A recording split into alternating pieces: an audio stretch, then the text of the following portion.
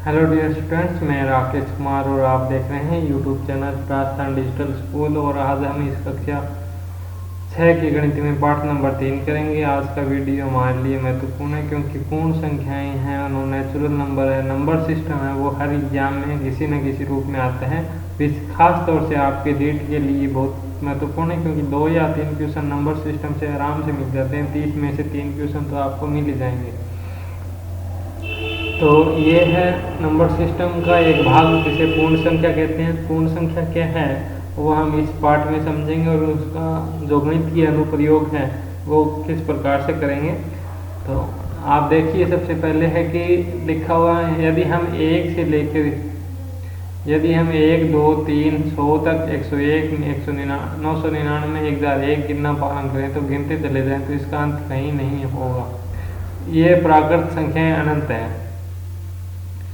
ठीक है। जिसे संख्याओं के आगे 3 बिंदु लगाकर प्रदर्शित किया जाता है, 1, 2, 3, और ये छोटे छोटे जैसे ये बिंदु हैं, इनको 3 बिंदु लगा के जैसे 5 है, 4, 5 आगे। इसका मतलब क्या है, इन 3 बिंदुओं का मतलब आगे अनंत तक, ठीक है, इन्फिनिटी तक।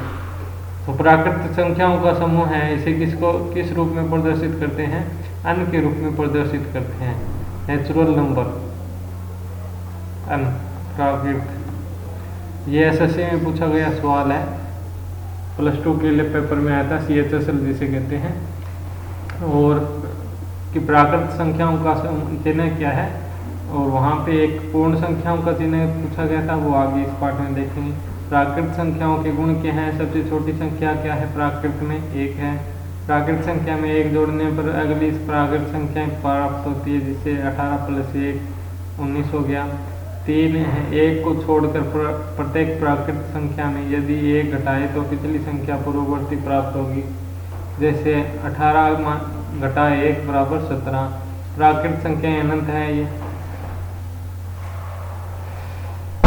सबसे बड़ी प्राकृत संख्या नहीं लिखी जा सकती क्योंकि जैसे हमने 1 लाख भी लिख लिया, इसके आगे हम ये 3 बिंदु लगा दें, इसका मतलब 12, 13, 14 ये चलती रहेगी। प्राकृत संख्याओं का कोई अंत नहीं है, इसलिए सबसे बड़ी संख्या नहीं होती। सबसे छोटी संख्या है वो 1 है, ठीक है। अब है कौन सी संख्या की प्राकृत पूर्ववर्ती संख्या नहीं है। एक संख्या 1 है, इसका कोई पूर्ववर्ती नहीं होता, यानी इससे पहले कोई संख्या नहीं आती। प्राकृत संख्या है और नेचुरल है, ये हमेशा 1 से शुरू होती है, फिर 2, फिर 3, फिर आगे अनंत चलती रहती है।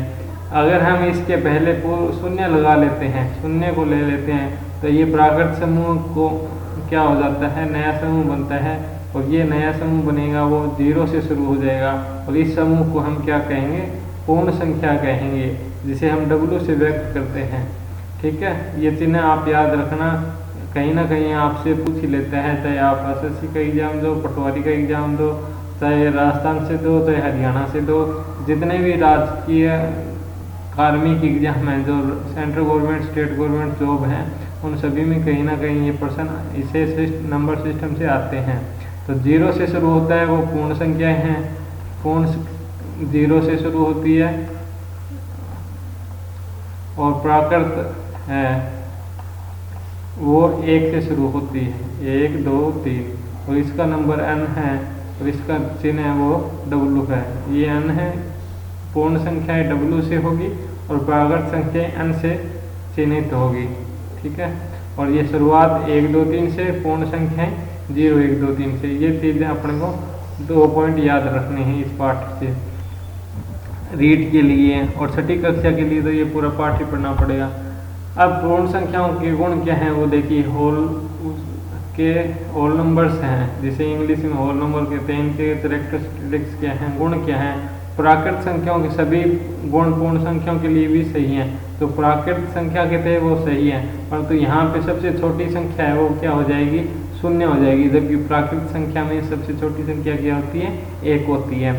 संख्या रेखा पर 0 से दाहिने और क्रम से पूर्ण संख्या बढ़ते क्रम में दिखाई दे गई है, अर्थात 0, 1 होता है, 1 और 1 2 होता है, 101 और 1 102 होता है। इस क्रम से बढ़ता चला जाता है। आगे एक जोड़ने पर हमेशा इसमें बढ़ जाती है, संख्या बढ़ते क्रम में आती है।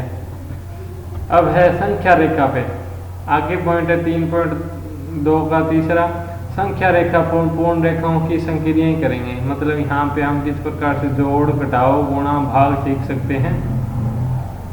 तो ये सबसे पहले संख्या रेखा पे हम जोड़ना सीख लेते हैं। 2 और 5 का जोड़ करेंगे तो देखो 2, पहले हमने 2 और 5 को जोड़ना है तो 2 तक चले, 1 2, फिर 5 जोड़ना है तो 3 4 5, 1 2 3 4 और 5 यहाँ तक आता है। यानी 2 के बाद मैंने 5 और गिने तो 7 तक आता है, यानी 5 2 7 कितना होता है, ये हमारा उत्तर हो जाएगा 2 + 5 = 7। ठीक है, संख्या रेखा 2 से शुरू करके हम 2 में 5 इकाई दाईं ओर बढ़ते हैं तो 7 पर पहुंचते हैं। अब इसी का मैं एक तरह से आपको घटाव बता दूं तो ये देखो घटाव क्या होगा, मैं जोड़ करें की जगह यहाँ पे लिख देता हूँ घटाव करें, तो ये हो जाएगा पहले 2 तक जाएंगे। जैसे मैं यहाँ पे बोलूँ कि 5 में से 2 घटाने हैं तो हमारा उत्तर क्या होगा, पहले 5 तक चलेंगे, 1 2 3 4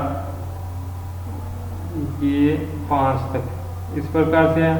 अभी इसमें से मेरे को 2 घटाने हैं तो पहला 5 कट जाएगा, फिर 4 कट जाएगा, यानी ये मेरे 2 यहाँ तक होंगे। तो हमारा उत्तर कितना हो जाएगा, 3 हो जाएगा। 5 पहले 5 गिने थे संख्या रेखा पर, इसमें से हमने 2 कम कर दिए, यानी 4 और 5 को मैंने काट दिया। अब मेरे पास कितना बचा, 3, तो मैंने उत्तर यहाँ पे लिख दिया 3। इस प्रकार से हम संख्या रेखा पर भी इनका घटाव और जोड़ कर सकते हैं। ठीक है, आगे है प्रश्नावली 3.1 जो महत्वपूर्ण है। प्रश्नावली यहीं से हमें प्रश्न आते हैं और यहीं से हमें सवाल हल करना होता है। तो 55 की पूर्ववर्ती संख्या क्या होगी, पूर्ववर्ती का मतलब पहले की संख्या क्या होगी, तो 55 में से 1 घटाएंगे, हमारा उत्तर आ जाएगा 54। दूसरा प्रश्न है 100 की पूर्ववर्ती संख्या क्या होगी, यानी 100 से पहले कौन सी संख्या आती है, 1 घटा दो तो 99 उत्तर आ जाएगा। 305 की पूर्ववर्ती और परवर्ती, परवर्ती का मतलब आगे की तरफ बढ़ते हुए और पूर्ववर्ती का मतलब घटते हुए।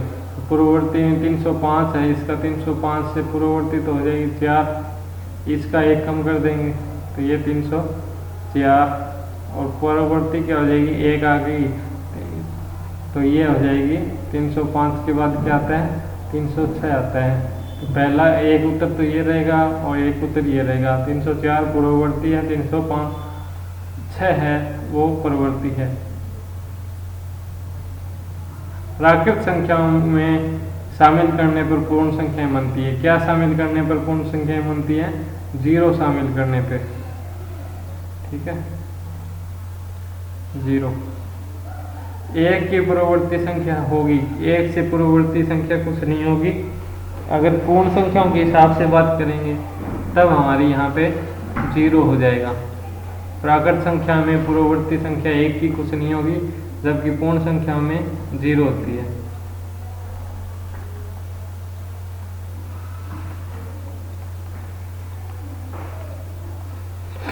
निम्नलिखित संख्याओं की पूर्ववर्ती संख्याएं लिखिए, मतलब पहले की संख्या लिखनी है तो इसका हो जाएगा 1202 क्योंकि 1 कम करना है।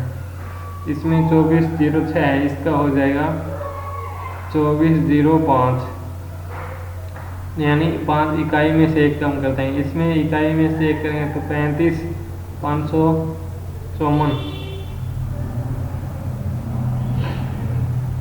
इसका 1 घटाएंगे तो ये हो जाएगा 44 और 43। तीसरा, निम्नलिखित संख्याओं को उत्तरवर्ती संख्याएं लिखिए। उत्तरवर्ती मतलब आगे की तरफ बढ़ते हुए।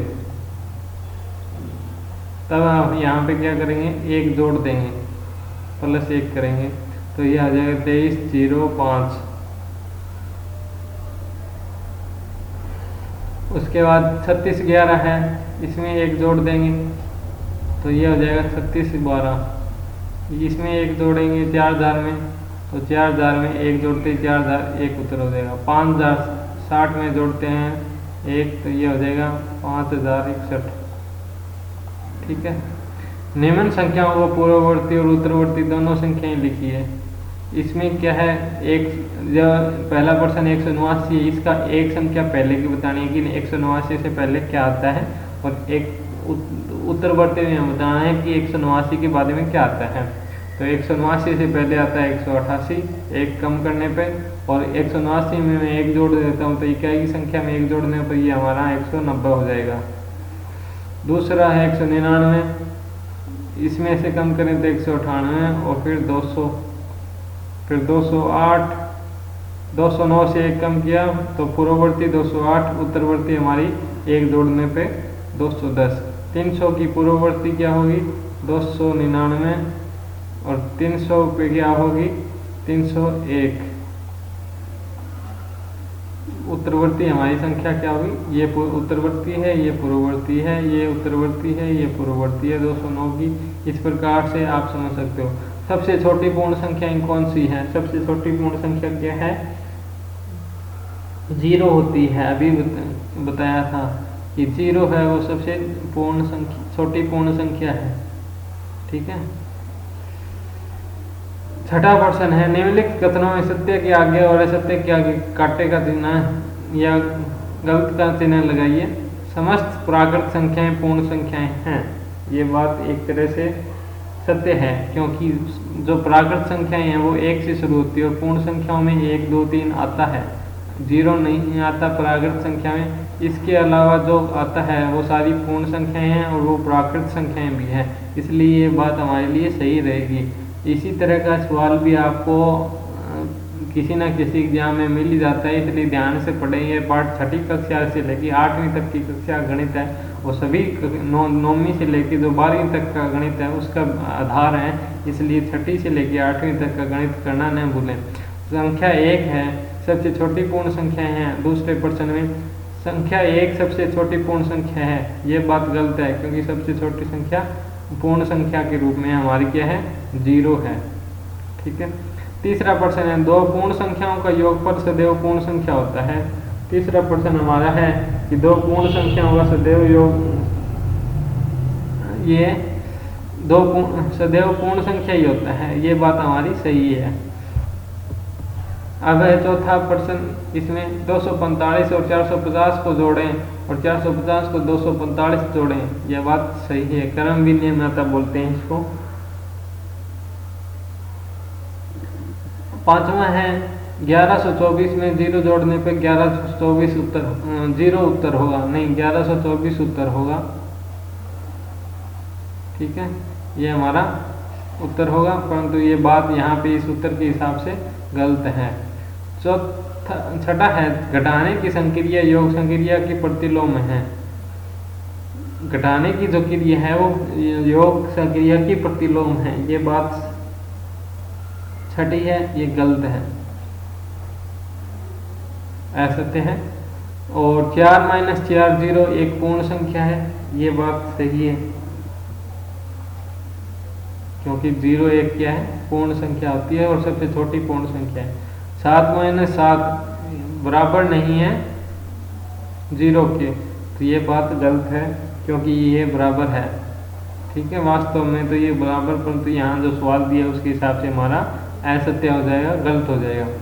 9वां है आगे, किन्हीं 2 पूर्ण संख्याओं का गुणनफल पूर्ण संख्या होती है। किन्हीं 2 संख्याओं पूर्ण संख्याओं का गुणनफल पूर्ण संख्या ही होगी, ये बात आप ध्यान रखना। और 10वां है, किसी पूर्ण संख्या को 0 से गुणा करने पर वही संख्या प्राप्त होती है, नहीं होती, 0 हो जाएगा। जब किसी भी संख्या को 0 से गुणा किया जाता है तो क्या हो जाएगा 0 हो जाएगा, वह संख्या प्राप्त नहीं होगी।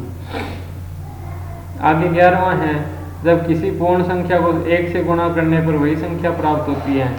पूर्ण संख्या को 1 से गुणा करें, 5 को 1 से गुणा करें 5 ही प्राप्त होगा, ये बात हमारी सत्य है। 10 को आप किसी भी संख्या को 1 से गुणा करेंगे वैसा भी वही संख्या प्राप्त हो जाती है। जबकि शून्य से गुणा करने पर वह संख्या 0 या शून्य हो जाती है। पूर्ण संख्याओं के गुण द्रव्य में दिए गए हैं, वो देख लीजिए क्या है। नित्य समवर्त गुण, ठीक है, जो अपने आप में एक पूर्ण संख्या बनाता हो वो गुण हमें यहाँ पे देखना है, योग के माध्यम से, घटाव के माध्यम से, गुणन के माध्यम से और भाग के माध्यम से। तो 6 और 2 8 होती हैं, ये एक पूर्ण संख्या है। 2 और 8 10 होते हैं, पूर्ण संख्या है। 0 और 5 होता है, ये एक पूर्ण संख्या है। 5 में 0 जोड़ेंगे यानी कुछ नहीं जोड़ा तो इसी का मतलब हमारा 5 ही रहेगा। 12 में 0 जोड़ा यानी नया कुछ नहीं जोड़ा, जो संख्या थी उसी का वही रह गया, एक पूर्ण संख्या होगी। 7 और 6 13 एक पूर्ण संख्या होगी। और 1 से जो आगे तक की है अनंत तक वो सारी पूर्ण संख्याएं होती है, परंतु 0 भी इसमें एक पूर्ण संख्या होती है, इसलिए ये सारी पूर्ण संख्याएं हो जाती है।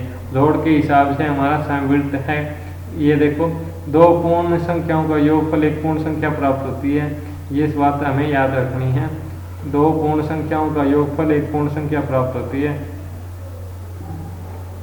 ठीक है। अब आगे देखते हैं, क्या घटाव के लिए भी सही है सब संख्याएं, तब घटाव करते हैं तो देखिए 8 में से 5 गए, 3 बच गए, यानी 0 से जो ऊपर की संख्याएं बचेगी 0 1 2 3 ये संख्याएं हमें उत्तर में मिले, इससे आगे जो चलता रहता है वो संख्याएं मिलने पर घटाव में हमारी संख्याएं क्या होगी, समवर्त होगी, अन्यथा नहीं होगी। अब देखिए, छोटे संख्या पहले और बड़ी संख्या बाद में, माइनस में चला गया तो हमें कभी इससे -1 है, -2 है, -3 आए तो ये हमारा क्या है, गलत हो जाता है, ये समवर्त नहीं होता। ये ऐसी पूर्ण संख्याएं कभी नहीं होगी जो माइनस के साथ हैं चिन्हों को दर्शाती हो। तो ये देखो, बात याद करने वाली, 2 पूर्ण संख्याओं का व्यकलन यानी घटाव है, वो एक पूर्ण संख्या हो भी सकती है और नहीं भी हो सकती है। अब घटाव पे बात है कि किस तरह से हम घटा रहे हैं।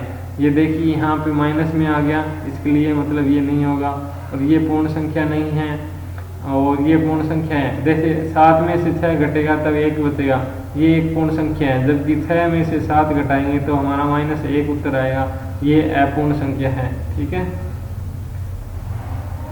अब इन्हें देखिए, गुणा के हिसाब से वही बात है, जो उत्तर इसके हिसाब से आएगा तब तो है ये पूर्ण संख्या, अन्यथा ये माइनस में आ जाता है तब अपूर्ण संख्याएं मानेंगे एक तरह से, यानी पूर्ण संख्याओं का समवर्त नहीं होती। 10 में से गुणा करें 0 तो एक पूर्ण संख्या होगी, क्योंकि सबसे छोटी पूर्ण संख्या बन रही है। इस तरह से गुणन में भी हमें एक पूर्ण संख्या प्राप्त होती है। अब इसका उत्तर ये है कि पूर्ण संख्याएं गुणन के एक अंतर्गत समवर्त होती है, ठीक है। अब विभाजन प्रक्रिया यानी भाग की संक्रिया पर भी विचार करते हैं तो 12 पे 4 से भाग देते हैं तो 3 बचता है, जबकि 7 पे 8 का भाग देते हैं तो 7/8 हो जाता है, तो ये एक पूर्ण संख्या नहीं है। 0 में से 5 का भाग देंगे तो एक 0 बच गया, ये हमारा पूर्ण संख्या होता है। मैं बार बार कह रहा हूँ कि जैसे 0 1 2 3 4 5 इससे जो आगे की सारी संख्याएं हैं 1000 तक, 2000 तक, 10,000 तक, 15,000 तक, वो उस रूप में उत्तर हमें प्राप्त हो तभी पूर्ण संख्याएं हमें मानेंगे, अन्यथा नहीं मानेंगे। भिन्न के अंदर जैसे उत्तर आ रहा है या दशमलव के अंदर उत्तर आ रहा है या माइनस की संख्या में उत्तर आ रहा है -2, तब ये पूर्ण संख्याएं नहीं होती। अतः पूर्ण संख्याएं भागफल के अंतर्गत समवर्त नहीं होती है, ठीक है। अब क्रम विनिमयता का गुण क्या है? क्रम विनिमयता का क्रम विनिमयता का मतलब होता है आप एक क्रम की अदला बदली करते हुए भी उत्तर वही आना चाहिए उसी संख्या के साथ। जैसे मैं 5 को 2 में जोड़ूं तो 7 बनेगा, और 2 में मैं 5 जोड़ूं तो भी 7 बनेगा, ठीक है। इसी प्रकार से मैं 5 में से -3 2 करूं तो भी 3 बचेगा, ठीक है।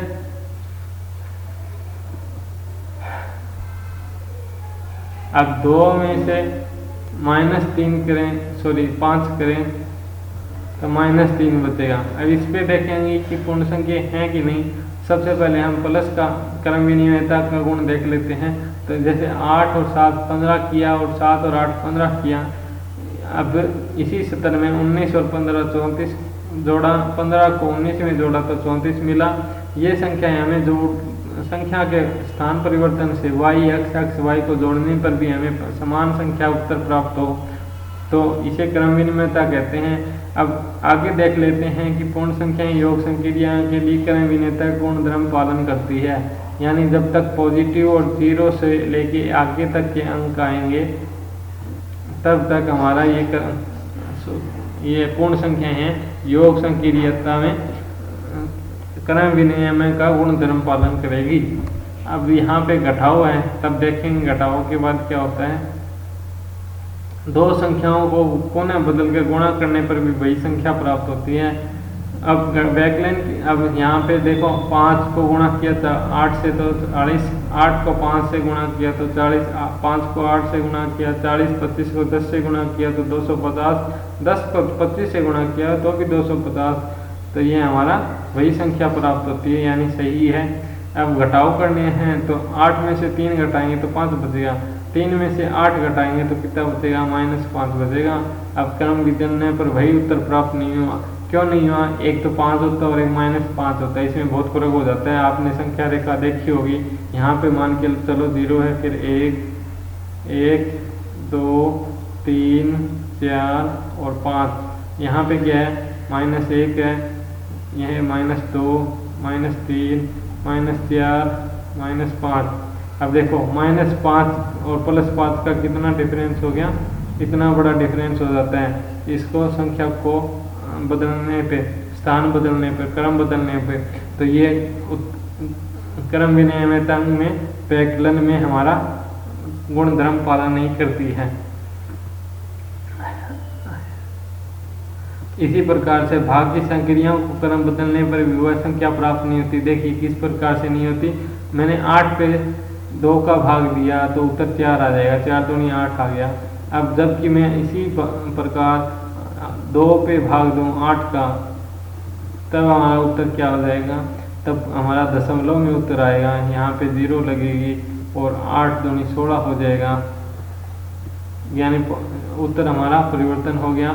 इसका मतलब यहाँ पे हमारी वही संख्या प्राप्त नहीं हुई जो हमें उत्तर 4, ये उत्तर 4 है, ये स्थान में हमें नहीं मिल रहा है, नहीं, इसलिए हम इसको कह सकते हैं कि पूर्ण संख्याओं की योग और गुणन दोनों के लिए क्रम विनिमयता है, जबकि पूर्ण संख्याओं में वैकलन और यानी घटाव और भाग दोनों में क्रम विनिमयता का गुण नहीं है। ये बात आपको समझनी है।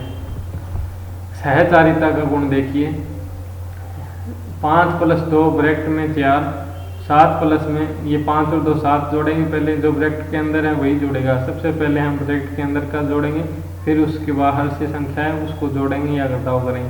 तो 7 और 4 11 हो गया, 5 और 6 11 हो गया।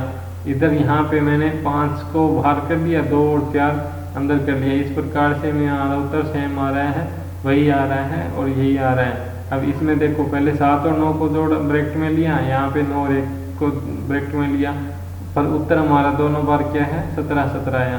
तो ये है कि सहचारिता का जब गुण होगा तब आपके लिए पूर्ण संख्या में पाए जाने वाले योग हैं गुण हैं वो सहचारिता का गुण पाया जाता है। इसी प्रकार से एक अन्य उदाहरण है 6 × 3 2 18 × 2 36 और 3 दूनी 6 और 6 6 36, यानी इसमें भी सहचारिता का गुण लागू होता है। अब गुणन की क्रिया में पहली दो संख्याओं को गुणा कर तीसरी संख्या से गुणा करने में कोई अंतर नहीं आता, इसलिए विवाद सहचारिता के नियम को विभाजन की संक्रिया से देखें तो 24 भाग में 6 दिया, मैंने 24 पे भाग दिया पहले 6 का, तो 4 उत्तर आया। 4 पे हमने भाग और देना है 2 का, तो हमारा 2 उत्तर आ गया।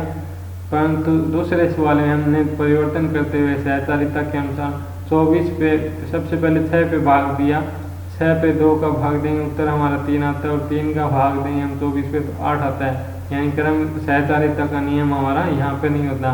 इसलिए हम समझेंगे कि योग और गुणन की संक्रियाओं में सहचारिता का गुण पाया जाता है, जबकि वैकलन और विभाजन की संक्रियाओं में सहचारिता का गुण नहीं पाया जाता। नहीं पाया जाता किसमें? घटाओ और भाग में। ठीक है, ये है सहचारिता का नियम। अब आगे देखते हैं योग वितरण। योग पर गुणन का वितरण किस प्रकार से करते हैं? 4 और 6 है, इसको गुणा किया तो हमें 24 प्राप्त हुआ। जबकि मैं 6 को 2 टुकड़ों में जोड़ काट के मतलब 2 टुकड़े बना के 6 के यानी 4 + 2 करूँ तो 6 होता है, और 6 को फिर 4 से गुणा करूँ तो भी हमें उत्तर 24 प्राप्त होता है। या फिर मैं इसको इस प्रकार 4 तक 16 प्लस में 4 दूनी 8 करूँ तो भी हमें 24 प्राप्त होता है।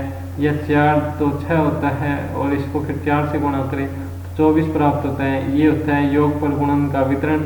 इस प्रकार से आप इन संख्याओं को भी ध्यान से देखिए, यानी पहले किसको जोड़ें, 9 और 3 को जोड़ें तो 12 हो गया और गुणा में 8 हो गया, यानी हमारा कितना है। अब देखते हैं 8 दिए 24 और प्लस में 8 नीम 72। अब दोनों का जोड़ करते हैं तो ये होता है 12 8 96, और इन दोनों का जोड़ करते हैं तो ये होता है 12 24 और 72 96। तो ये इसे कहते हैं योग पर गुणन का वितरण या बटन गुण। तो इसमें भी हमारा सवाल हल होता है। ठीक है, इसको आप समझ लिए, क्योंकि ये फैक्टर करते हैं या नंबर सिस्टम का जो पार्ट है, आगे की जो और पार्ट है पूर्ण संख्याएं और नंबर प्राकृत संख्याएं, उन सभी के लिए भी काम में देगा। इसके अलावा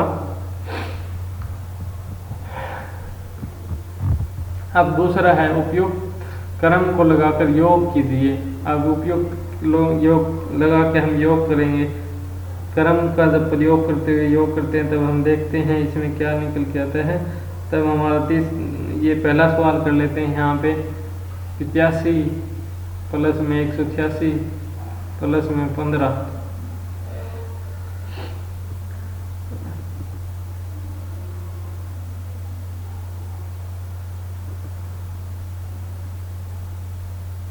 अब इसको हम किस प्रकार से गुणा कर सकते हैं ये देखना है। तो ये देखो,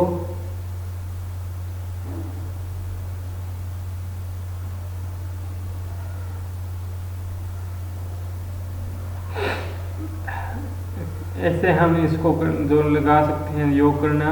तो हमें सबसे पहले विकरण भी सहायता रही है कि योग से करने का प्रयास होती है, हो जाएगा 186 प्लस में 15 किसके बराबर है 85 प्लस में 186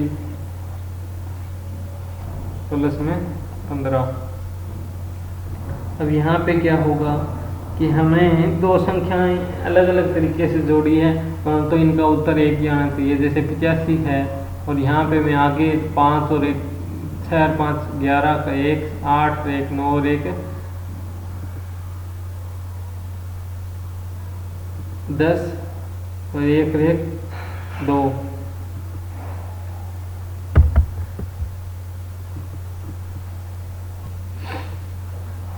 ये हो गया हमारा 201।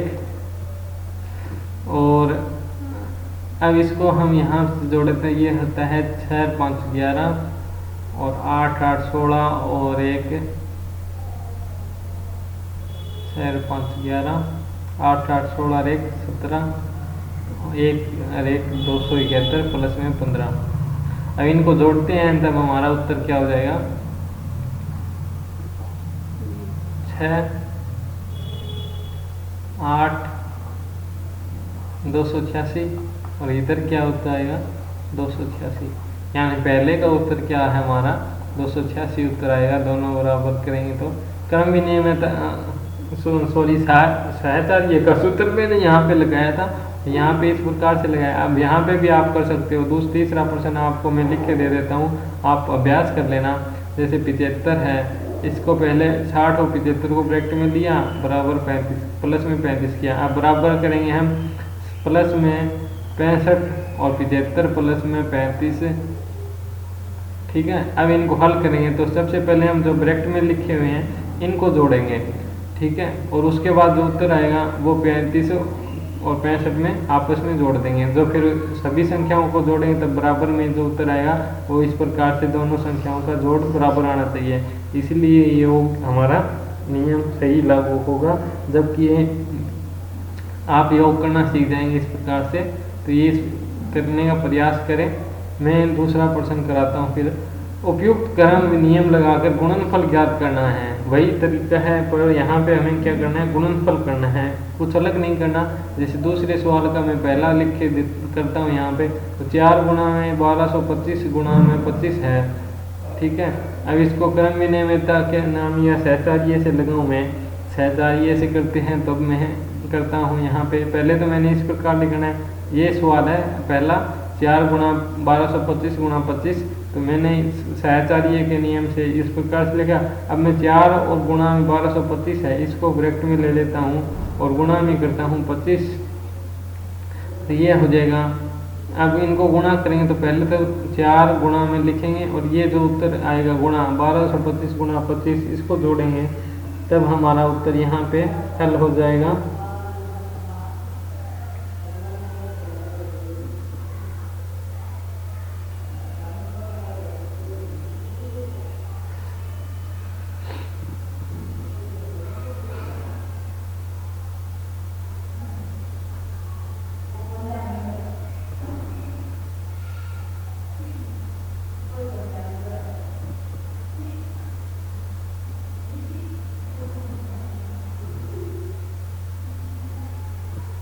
अब जब इसको हल करोगे तब आप इसको सरल तरीके से हल कर सकते हो।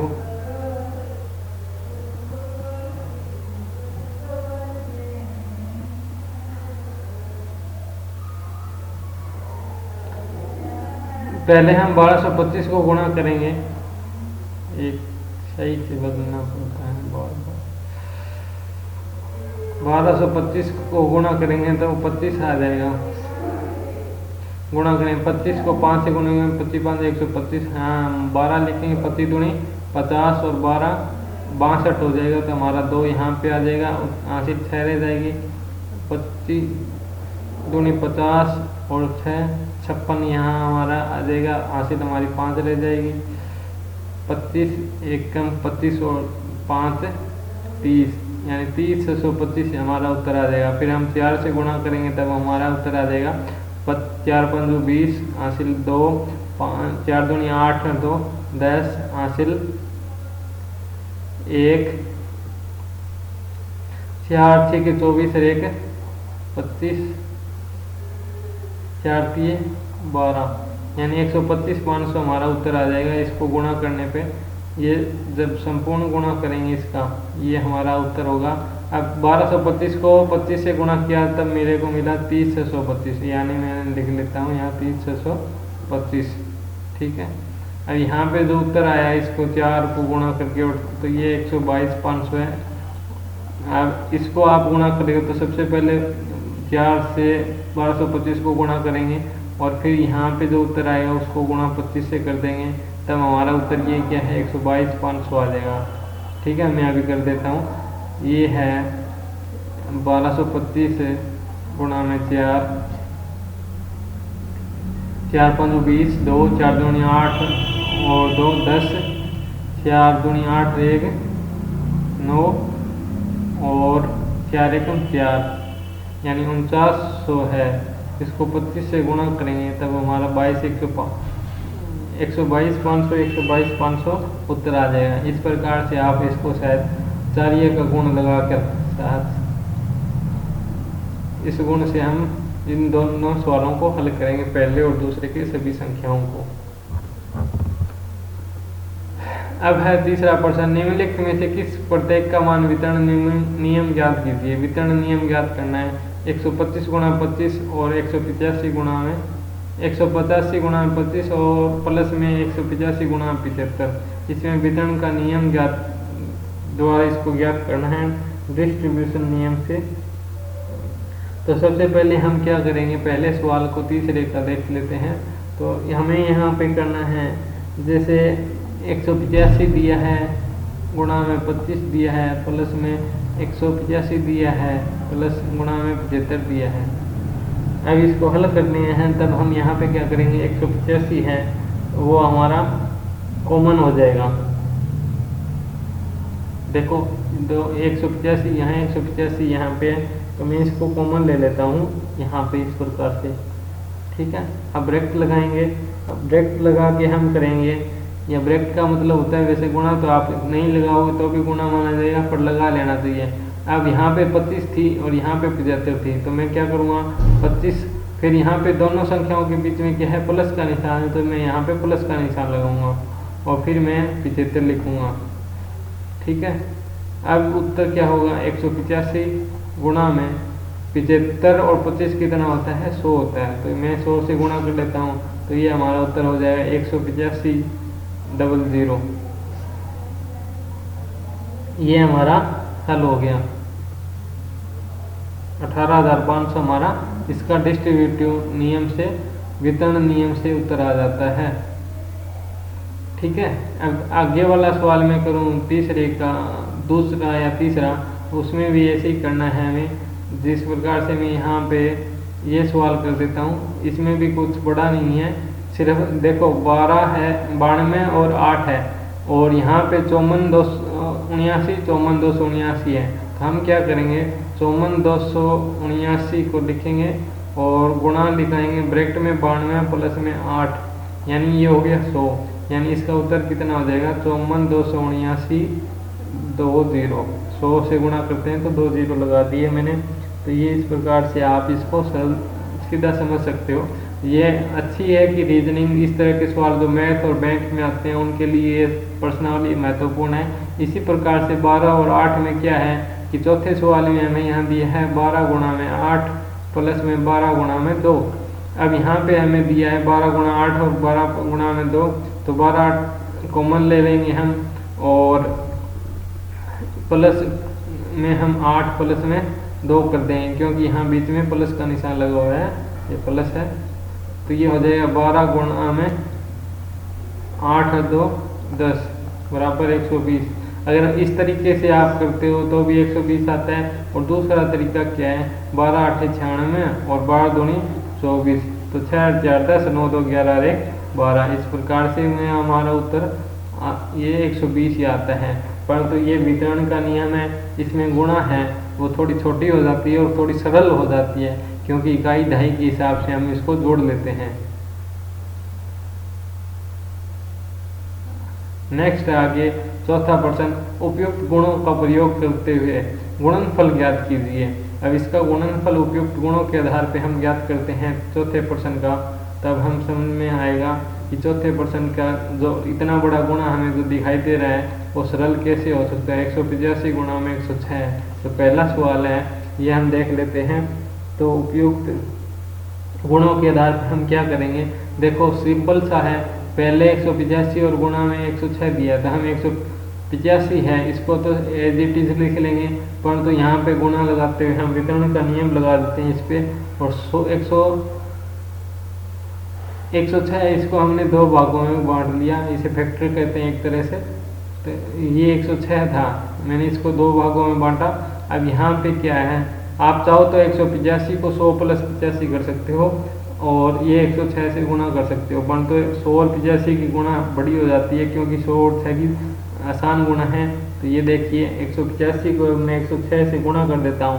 इसका मतलब क्या हुआ कि पहले 185 को 100 से गुणा करेंगे, प्लस में 185 को 6 से गुणा करेंगे, और जो उत्तर आएगा उसको हम जोड़ देंगे। तो हमारा उत्तर कितना हो गया 185 00 प्लस में 185 का 6 से गुणा करने पर 6 5 30, 8 6 48 और 3 51, हासिल 5 लगाई, 6 एकम 6 और 5 11 110, यानी हमारा उत्तर कितना हो जाएगा 0 1 1 1 0 1 6 9 1, यानी 19,610 हमारा उत्तर इसका प्राप्त हो जाएगा। तो ये सहचार्य का गुण यहाँ से एक तरह से वितरण का विधि से हमने इसको उपयुक्त गुणों का प्रयोग करते हुए, यानी मैंने वितरण विधि के माध्यम से, इस नियम के माध्यम से इसको सवाल को हल कर दिया। ये बड़ी संख्या मेरे लिए थी, परंतु मैंने इसको टुकड़ों में बांट दिया, सैकड़े के हिसाब से, इकाई दहाई के हिसाब से। नेक्स्ट करते हैं दूसरा प्रश्न और अभ्यास हो जाएगा इसका, या फिर तीसरा कर लेता हूँ। एक ही बात है, सब में वैसे ही करना है। जैसे यहाँ पे 54 है, गुणा में 102 दिया हुआ है, तो मैं क्या कर सकता हूँ, 54 तो है ठीक है, फिर गुणा लगाया, 100 प्लस में 2 लिख देता हूँ, यानी 100 और 2 कितने होते हैं हमारे 102 ही होते हैं। अब यहाँ पे क्या करेंगे, 54 गुणा में 100 प्लस में 54 गुणा में 2, यानी 54 को मैंने एक बार 100 से गुणा किया, एक बार 2 से गुणा किया। अब इसको यहाँ पे मैं जोड़ लेता हूँ तो ये हो जाएगा 5400, क्योंकि 54 को मैंने 100 से गुणा किया है। प्लस में मैं क्या करूँ, 54 दूनी कितना होता है, 4 दूनी 8, 5 दूनी 10। अब मैं इसमें एक जोड़ देता हूँ तो ये मेरा क्या होता है 5508 उत्तर प्राप्त हो जाएगा। इस प्रकार से मैं इनके सहायता लिए या वितरण के नियम से इन प्रश्नावली के जो उत्तर हैं वो हल कर लेता हूँ। 208 में हम क्या करेंगे, 185 और 208 में दूसरे सवाल में हम बता देता हूँ मैं। यहाँ पे हम क्या करेंगे, जो 185 है इसको कॉमन लिया और गुणा में ब्रैकेट लगाया। ये मेरे पास 208 है जो सैकड़े के नज़दीक है, मैंने इसको 200 में गुण रखा और 8 हो गया। बात तो एक ही है, इसको मैं ऐसे लिखूं या इस प्रकार से लिखूं, मेरे लिए सरल रहेगा। 185 गुणा में 200 प्लस में 185 गुणा में 8। अब जो इसका उत्तर आएगा उसको जोड़ देंगे तो हमारा ये उत्तर हल हो जाएगा। ये था चौथा सवाल। अब 5वां सवाल देखते हैं आगे।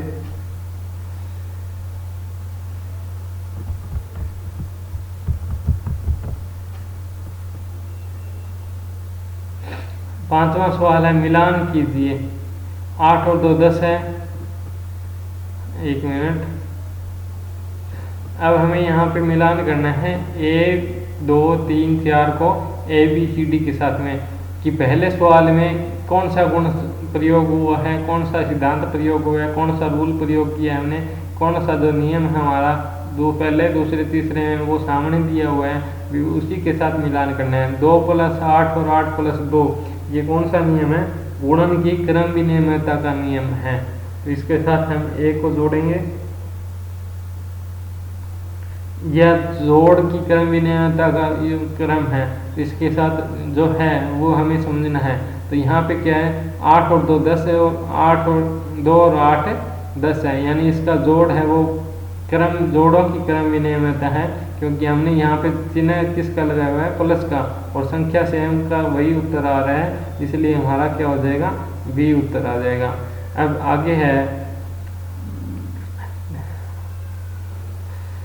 8 गुणा 90 और 90 गुणा में 8, यानी यहाँ पे गुणन की प्रक्रिया है वो दिखाई दे रही है। तो हम यहाँ पे क्या करेंगे, गुणन की क्रम विनिमयता का समझ है यहाँ पे, क्योंकि ये 8 गुणा 90 और 90 गुणा में 8 दिया हुआ है। अब आगे है तीसरा प्रश्न, इसमें दिया है 885 गुणा में 100 प्लस में 45 ब्रैकेट लगा के, और 885 गुणा में 85 ये हमारा वितरण का नियम दिया गया है, जो योग पर गुणन का वितरण है। तो इसका तीसरे का हमारा क्या हो जाएगा, जिस तरीके से हमने तीसरा और चौथा सवाल किया था वो वितरण नियम यहाँ पे लगा हुआ है। तो ये हमारा योग पर गुणन का वितरण नियम है, ठीक है। अब चौथा सवाल है 5 गुणा में 4 गुणा में 28 ब्रैकेट लगा के, फिर 5 में और गुणा 4 ब्रैकेट में लिखे और फिर 28 से गुणा किया। तो ये कौन सा नियम होगा, सहचार्य नियम है गुणा का। तो ये तरीका हमें याद रखना है।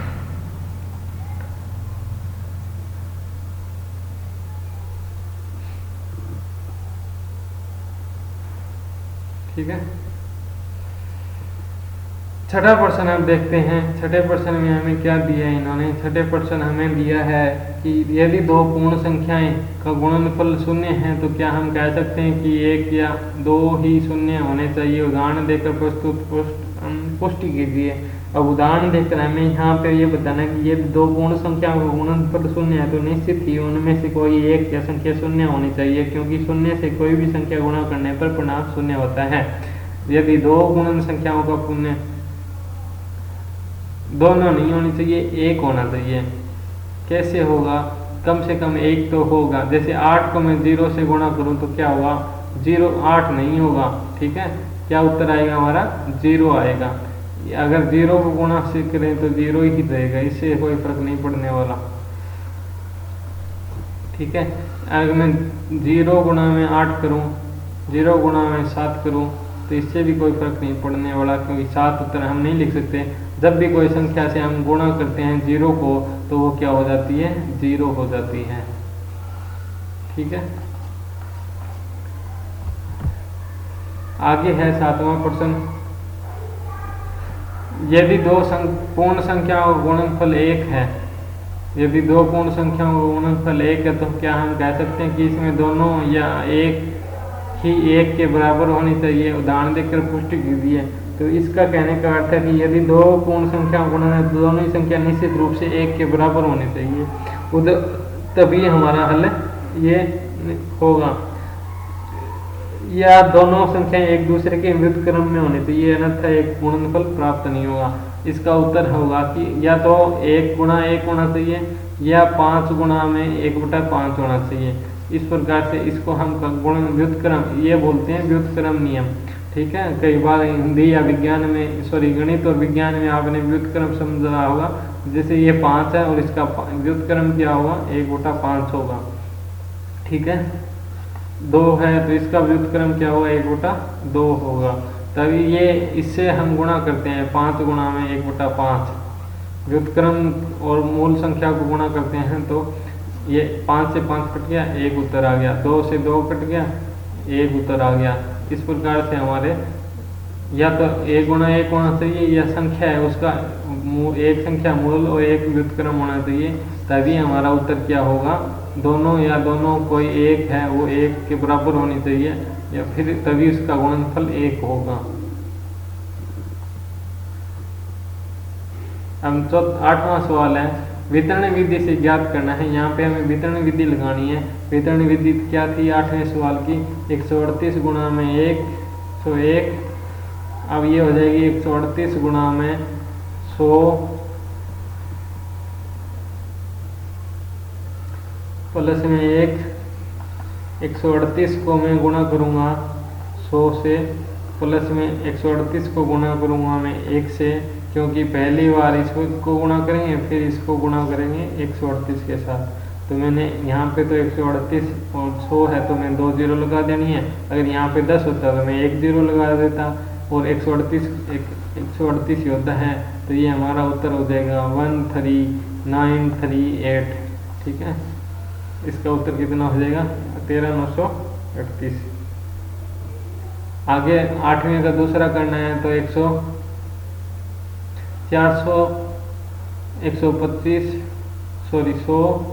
प्लस 25। ठीक है, इस प्रकार से मैं डिटेल में कर देता हूँ यहाँ पे एक सवाल और। जैसे दूसरा है 8वें का, तो 125 गुणा में 400,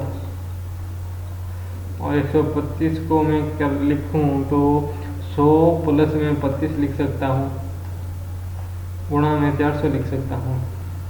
तो 400 का 2 0 और लगा देता हूँ 100 की, प्लस में 25 होके 100 होता है। ये भी मैंने 2 0 लगा दी। अब यहाँ पे टोटल कितना हो जाएगा, 50,000 हो जाएगा। ये हमारा उत्तर हो जाएगा। मैंने पहले 400 को किससे गुणा किया, 100 से गुणा किया, फिर 400 को 25 से गुणा किया। अब जो उत्तर आया मैंने यहाँ पे जोड़ दिया उसको, और फिर ये 50,000 यहाँ पे उत्तर आ गया। अब 9वां प्रश्न करते हैं, तीसरा 8वें का आप सर्वे करना। 9वें में क्या है, निम्नलिखित में से किसी में शून्य निरूपित नहीं होगा। 1 प्लस 0 हो 1 की होता है, 0 बराबर दूसरा है 0 गुणा में 0 होता है। 8 0 पे भाग दें 2 का, तब ये हमारा 0/2 होता है, परंतु यहाँ पे 0 होगा, और 10 - 10/2 है। यहाँ पे हम इसको हल करें तो ये 10 5 -5 हो जाएगा, ये हमारा उत्तर होगा। तो ये कौन सा होगा,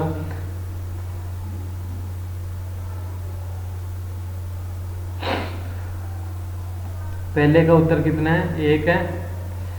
अब इसमें लिखा है कि निम्नलिखित में से किस में शून्य निरूपित नहीं होगा। शून्य नहीं होगा, 1 तो किस में नहीं होगा, 1 नंबर में नहीं होगा, और 1/, ये चौथे परसेंट, ये 2% के हैं, शून्य निरूपित नहीं हो रहे क्योंकि यहाँ पे 1 आ रहा है और यहाँ पे -5 आ रहा है।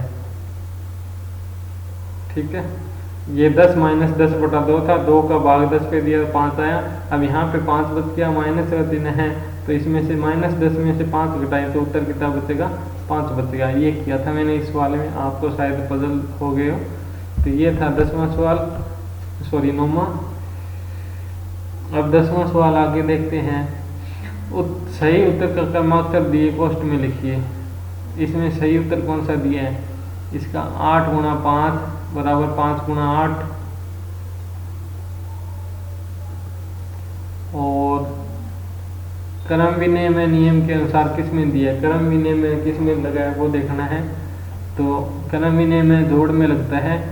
अब आपको वो चीज़ें याद करनी पड़ेगी कि क्रम विनय में गुणन में लगता है कि नहीं लगता, जोड़ में लगता है कि नहीं लगता, भाग में लगता है कि नहीं लगता, सहचार्य का नियम किस भाग में लगता है कि नहीं लगता, जोड़ में लगता है कि नहीं लगता। जो परिभाषा मैंने शुरू में बताई थी वो आपको याद करनी पड़ेगी, पाठ में दिया हुआ है, बड़े बड़े काले अक्षरों में, जो मोटे अक्षरों में दिया है, वो परिभाषाएं आपको याद रखनी होगी। यहाँ पे डी लिखा है क्योंकि क्रम नियम का जोड़ है वो प्लस पे लगता है और यहाँ पे प्लस का एक, ये इस तरह से है, ये वितरण का नियम है।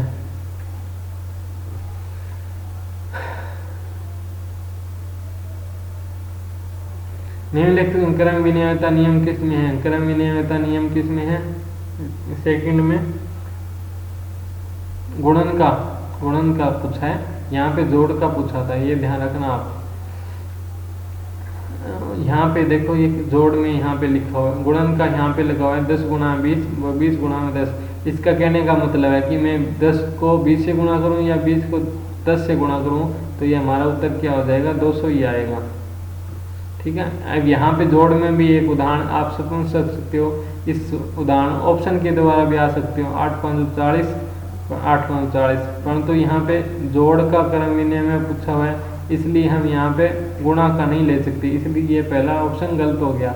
अब औरों में क्रम विनिमयता का नियम है ही नहीं, ये नहीं है, ये भी नहीं है, तो यहाँ पे एक बचा ये ऑप्शन, तो हमारा उत्तर क्या हो जाएगा, डी हो जाएगा। इसी प्रकार से दूसरे प्रश्न में हम गुणन की क्रम विनिमयता देखते हैं।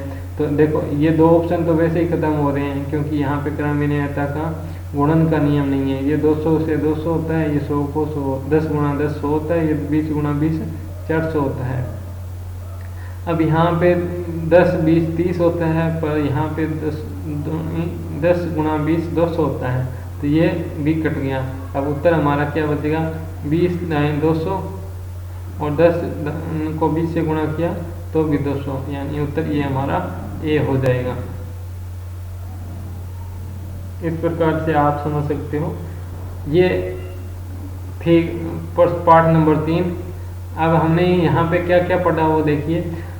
सबसे पहले रिवाइज कर लेते हैं। प्राकृत संख्याएं वे संख्या हैं जिनका प्रयोग गिनने के लिए करते हैं, जैसे 1 2 3। प्राकृत संख्याओं में 1 जोड़ते हैं तो प्रवर्ती संख्या यानी बाद की आगे की संख्या मिलती है, आगे की संख्या मिलती है। और प्राकृत संख्या में 1 घटाते हैं तो पूर्ववर्ती यानी 1 पीछे की संख्या, यानी 13 में 1 जोड़ेंगे तब आगे की, और 13 में 1 घटाएंगे तब पीछे की संख्या मिलती है। यदि एक उदाहरण बताया मैंने 13 का, आप कोई भी संख्या है 1 से लेके आगे तक की।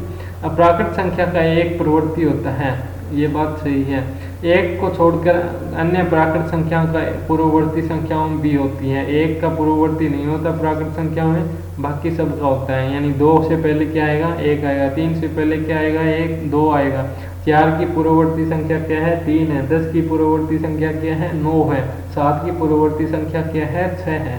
इस प्रकार से हम समझ सकते हैं यदि प्राकृत संख्याओं के संग्रह 1 2 3 में संख्याओं को मिला दिया जाए तो हमें पूर्ण संख्याओं का संग्रह 0 1 2 3 प्राप्त होता है। ठीक है, यानी जो प्राकृत संख्या है उसके आगे मैं 1 से पहले 0 लगा देता हूँ तो हमें पूर्ण संख्या मिल जाती है। बस इतना ही फर्क है पूर्ण संख्या और प्राकृत संख्याओं का। इसलिए जो सारी प्राकृत संख्याएं हैं वो पूर्ण संख्याएं भी हैं। प्रत्येक पूर्ण संख्या एक पूर्ववर्ती होती है और 0 को छोड़कर प्रत्येक पूर्ण संख्या का पूर्ववर्ती भी होता है। सभी पूर्ण संख्याएं प्राकृत संख्याएं नहीं होती। पूर्ण संख्याएं वो प्राकृत संख्याएं नहीं होती क्योंकि पूर्ण संख्या में क्या आता है, 0 आता है, जबकि सभी प्राकृत संख्याएं पूर्ण संख्याएं होती हैं क्योंकि ये 1 से शुरू होती है। ठीक है। 8वां है, एक रेखा लेते हैं, इस पे बिंदु 0 अंकित करते हैं, 0 के दाईं और समान दूरी पर बिंदु क्रम से 1 2 अंकित नामांकित करते हैं, इसे संख्या रेखा कहते हैं। और संख्या के आसानी से हम जोड़, व्यंजन, गुणा जैसी क्रियाएं कर सकते हैं। इसके लिए आपको पाठ का उदाहरण देखना पड़ेगा और पाठ नंबर प्रश्न नंबर पॉइंट का 9 पॉइंट भी है। संख्या रेखा पर दाईं ओर चलने पर संगत योग प्राप्त होता है, जबकि बाईं ओर चलने पर व्यंकलन यानी बाईं ये संख्या रेखा होगी, यहाँ पे 0 है, अब इस साइड तो चलेंगे तब तो योग होगा, और जिसे दाईं ओर बोलते हैं, और ये इधर बाईं ओर चलेंगे तब हमेशा संख्या का क्या होगा, घटाव होगा, कम होती जाएगी। ठीक है। और समान दूरी प्राप्त करने पर हमें गुणा होता है, जैसे 2 दूनी 4 करते हैं, 2 में 2 और चलेंगे तो 4 हो जाएगा। ठीक है। इस प्रकार से पूर्ण संख्याएं योग और गुणनफल के अंतर्गत संवृत नहीं है। पूर्ण संख्याएं क्या हैं, वो योग और गुणनफल में संवृत नहीं होती है। शून्य से किसी संख्या को भाग देते हैं, वो इनडिफाइन होता है, अपरिभाषित हो जाता है, अनडिफाइन होता है। अब पूर्ण संख्याओं के योग के लिए तत्समक अवयव और तत्समक शून्य होता है। पूर्ण संख्या 1 को पूर्ण संख्याओं से गुणन करने के लिए इसे तत्समक कहते हैं। अब ये पॉइंट आप याद कर लेना, पूर्ण संख्या 1 को पूर्ण संख्याओं के गुणन के लिए तत्समक है। पूर्ण संख्याओं के योग और गुणन का क्रम विनिमय में होते हैं। पूर्ण संख्याओं का योग और गुणन है क्रम विनिमय में होता है। पूर्ण संख्याओं के योग और गुणन सहचार्य भी होते हैं। ठीक है। जबकि सहवृत नहीं होता योग और गुणन। ये 10वां और 13 और 14 पॉइंट सवालों के लिए आपके लिए याद रखना जरूरी है। तो ये था आज का पाठ नंबर 3 पूर्ण संख्याएं। कक्षा 6 का गणित का पाठ, इसमें प्रश्नावली 2 थी, 3.1 3.2 हमने उसके माध्यम से सवाल हल किए। और जो भी है 1-2 सवाल मैंने नहीं कराए, वो आप उदाहरण जैसे मैंने कराए हैं वैसे ही सेम तरीके से होंगी, सिर्फ संख्याएं बदली है, उनका जोड़ घटा गुणा बदला है। तो आप करने का प्रयास करें। और नेक्स्ट पार्ट हमारा चौथा रहेगा, उसके लिए आप चैनल को सब्सक्राइब करना न भूलें और नोटिफिकेशन के लिए बेल आइकन बटन दबाना न भूलें। Thank you.